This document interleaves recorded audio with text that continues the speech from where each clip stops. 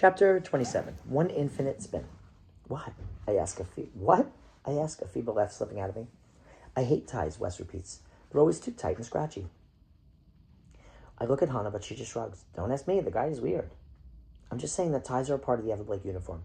Can you imagine me in one all day? He snorts. My heart squeezes painfully. That's the problem, Wes. I can totally imagine Wes in a maroon tie. I can imagine him staying after school for robotics, or maybe even one of those clubs where everyone studies the solar system and talks about working at NASA someday. I can imagine him in classes that excite him instead of bore him. I can imagine the smile on his face when he gets in, because he will absolutely, positively get in. It's the idea of that smile that kills me. How can something that will make Wes so happy make me so sad? Selfishness. That's how. Dad once told me that after he got sick, he had to work hard not to be jealous or resentful of people who didn't have the health problem he has. That it was hard to remind himself that it wasn't their fault he's sick. I don't feel that way when I think about Wes going to Everblake. Not exactly, I just feel lost. I'm sorry. I stare at my feet at the scuffed up Converse I'm wearing. I've had this pair for a full year, and even though they're pinching my toes and not at all comfortable anymore, I keep wearing them. They're cute, but mostly it's because I really don't like change. That wasn't fair of me. It wasn't fair, but I get it. I wouldn't like it if you decided to go to a different school either, West admits. Really? Oh, for sure. Remember how freaked out I was when we thought you might go move in with your grandparents? He asks.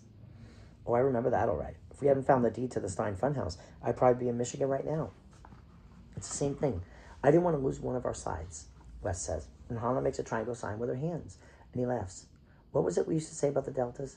A triangle with only two sides is just an L. And everybody knows, L is for losers. Hannah finishes for him. Yeah, Wes grins crookedly. Except, I start, my voice shaking. What I want to say is that this isn't the same. That I care about all three of us staying together, but I also want my wish to come true. But I wish I didn't share back. The wish I didn't share back in the Egypt room. I want Wes to be my boyfriend. Just thinking it makes me feel shaky and scared all over again. I open my mouth to say it. Finally be brave, but the words won't come out. There's a long ding in the sand, and the lights suddenly turn off. I gasp and feel Wes' hands grab mine. I can't see him at all, but the little squeeze tells me more than his face could ever could. He knows. He knows, and he isn't weirded out by it. I got it. Just hold on, guys. Hannah's voice echoes through the room. It gets softer as she makes her way back to the wall with the timing knob. Just gotta find... Ugh, where's the knob? There's a scuffling, then the soft sound of the knobs turning. The lights flick back on. Wes drops my hand and smiles. By the time Hannah gets back to us, Wes and I have moved apart. The hand-holding was fast. So fast I might be able to convince myself it didn't happen. But it did, and I feel stupid happy now because of it. Did I miss anything, Hannah asks? It's a loaded question. I realize then that she's smirking. My face flushes. Wes clears his throat and looks down at his watch, his face paling. What? How long do we have, I ask. 30 minutes, he answers stonily. 30, I squeak? I just lost us 10 minutes.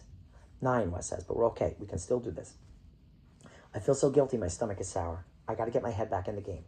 Yeah, right. The riddle said we need to complete one nap, and there's only one line on the track. It doesn't say start or finish on it, though. I bet it's both, said Hannah. Isn't that the way real races are? Of course. Races start and end at the same spot. Why would they need more than one line? Maybe this isn't as infinite as I thought. Like all three of our brains are connected, we take off, our sneakers squeaking against the floor. Hannah reaches the brake car first. She jumps in for a second time and pushes her blonde hair out of her face. I'm going to crush you guys. I hop into the car in the center lane, buckling my seatbelt with a laugh. Maybe I have some secret go-kart skills you don't know about. You're both going down, Wes says from his car. It's on my right, and it's very light blue, like a robin's egg. I laugh, thinking it somehow matches his personality. Without hesitation, I slam my foot down on the pedal. Nothing happens. I try again. Still nothing. My car is dead. Something is wrong with my... I'm cut off by the voice again. It's time to begin. Please buckle in. Then enjoy one race, one infinite spin. Your times must match, down to the second, for you to receive the prize that beckons. My stomach tumbles as I process that riddle is saying. This is why they're called the Infinity Room. No way will be able to finish the race at the exact same time. Not on the first try. Maybe not on the second or third either. I throw my hands in the air. And how do we even know what our times are? It's not like there's a scoreboard. C.K. Goodson wants us to have to do this over and over again, Wes said. It will eat up our time. Hannah makes a show of buckling her seatbelt. Will you two lovebirds stop yapping about how impossible this is? You missed the most important part of that riddle. It said this is the last room. Normally I cringe at her lovebirds comment.